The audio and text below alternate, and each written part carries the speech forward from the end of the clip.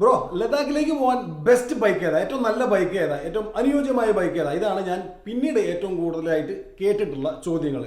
അതിൻ്റെ ഒരു ഉത്തമമായ ഉത്തരം എന്തെന്ന് വെച്ചാൽ the bike which you have already in your hand. നിങ്ങൾ വർഷങ്ങളായിട്ട് യൂസ് ചെയ്തുകൊണ്ടിരിക്കുന്ന നിങ്ങളുടെ കയ്യിലുള്ള നിങ്ങളുടെ സ്വന്തം ബൈക്ക്, ദ ബെസ്റ്റ് ബൈക്ക്, അതാണ് അതിനുള്ള ഏറ്റവും അനുയോജ്യമായ ഉത്തരം. കാരണം നിങ്ങൾ എത്രയോ വർഷമായിട്ട് ആ ബൈക്ക് യൂസ് ചെയ്ത് അതുമായിട്ട് നിങ്ങൾക്കൊരു ബോണ്ടിങ് വന്നിട്ടുണ്ടാവും ഓൾറെഡി. ആ ഒരു ബോണ്ടിങ് ഉള്ളത് കൊണ്ട് തന്നെ നിങ്ങൾ മനസ്സെത്തുന്നിടത്ത് നിങ്ങളുടെ കയ്യെത്തുന്നവരെന്ന് പറയുന്നത് നിങ്ങളുടെ മനസ്സെത്തുന്നിടത്ത് നിങ്ങൾക്ക് വണ്ടി കൊണ്ടുപോകാൻ പറ്റും. നിങ്ങൾക്ക് ഏത് ടെറൈൻസും ഈസിലി ടാക്കിൾ ചെയ്യാൻ പറ്റും.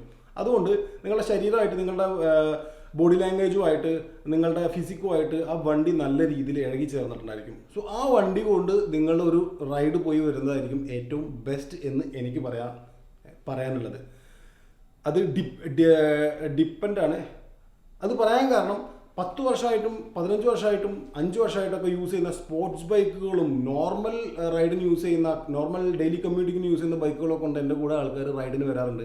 അവരുടെ ഞാൻ ചോദിക്കാറുണ്ട്, നിങ്ങൾ ഓക്കെ ആണോ ബൈക്ക് എന്ന് വെച്ചിട്ട്, ബൈക്ക് വെച്ചിട്ട് നിങ്ങൾ ഓക്കെ ആണോ എന്ന് ചോദിക്കുമ്പോൾ അവർ പറയും യാതൊരു കുഴപ്പമില്ല, ഭയങ്കര കംഫർട്ടാന്ന് പറയാറുണ്ട്. അതിൻ്റെ വെളിച്ചത്തിലാണ് ഞാൻ ഈ ഒരു കാര്യം പറയുന്നത്.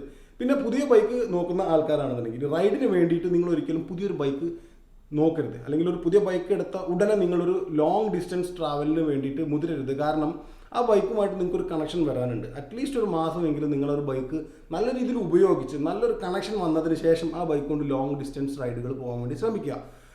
ആൻഡ് എൻ്റെ ഏറ്റവും ഫേവറേറ്റ് വണ്ടി ഏതാണെന്ന് വെച്ചാൽ ഞാൻ എപ്പോഴും പറയും അഡ്വഞ്ചർ സീരീസിലുള്ള ബൈക്കുകളാണ്.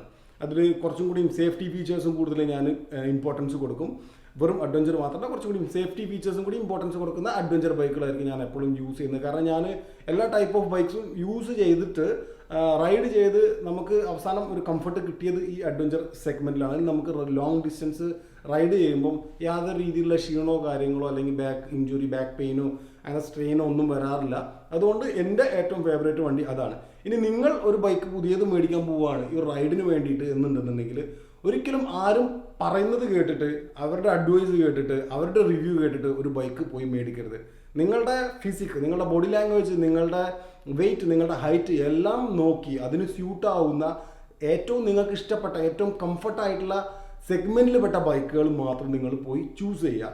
അത് ഒരു 1 റൈഡ് 2 റൈഡ് ചെയ്തിട്ട് നിങ്ങൾ ആ ഒരു ബൈക്ക് ഫൈനലൈസ് ചെയ്യരുത്.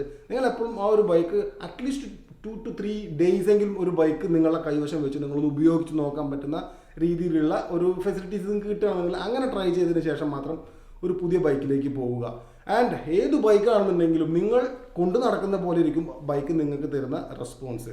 നല്ല രീതിയിൽ മെയിൻറ്റെയിൻ ചെയ്യാതെ, സർവീസ് ചെയ്യാതെ, പീരിയോഡിക്കൽ ചെക്കപ്പ് ചെയ്യാതെ കൊണ്ടു നടക്കുന്ന ഒരു ബൈക്കാണെന്നുണ്ടെങ്കിൽ നിങ്ങൾ അതിൽ ഏത് ബൈക്ക് കിട്ടിയിട്ട് യാതൊരു കാര്യമില്ല. സോ ഏത് ബൈക്കാണെന്നുണ്ടെങ്കിലും ബൈക്കിനെ നല്ല രീതിയിൽ മെയിൻറ്റെയിൻ ചെയ്യുക. അത് നിങ്ങൾ എത്രത്തോളം ബൈക്കിനെ കെയർ ചെയ്യുന്നു അത്രത്തോളം ഔട്ട്പുട്ട് ബൈക്ക് നിങ്ങൾക്ക് തരും. So this is my answer.